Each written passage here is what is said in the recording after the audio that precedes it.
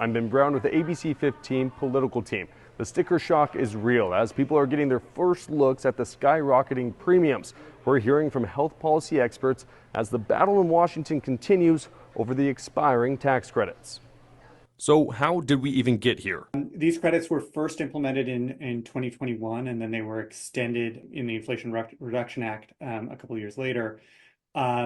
But they were extended on a temporary basis, and so they're scheduled to expire at the end of 2025. According to a KFF analysis released Tuesday, insurers are raising premiums on Affordable Care Act plans by an average of 26%. What enrollees actually pay depends on their share of household income, but unless the tax credits are extended, the KFF report finds monthly premiums could more than double, increasing by about 114% on average. That's the magnitude of the impact we're talking about. Michael Cannon, Director of Health Policy Studies at the Cato Institute, says letting the subsidies expire will expose the true cost of the Affordable Care Act. If your total premium was $12,000 and you were getting an $11,000 subsidy, then instead of paying $1,000 toward your health insurance premium, you're going to have to pay the full $12,000.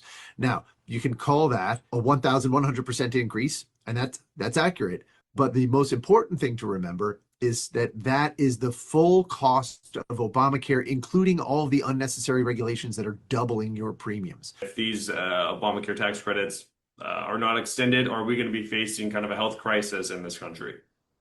So I think there's always a semantic debate about what is and is not a crisis. I think what we know is that if these credits are not extended, several million fewer people will have health insurance. Cannon says the priority needs to be on reforming the healthcare system so people can afford their premiums without subsidies. So it's a myth to say that unless we throw another $500 billion at Obamacare, where people are going to go without health care.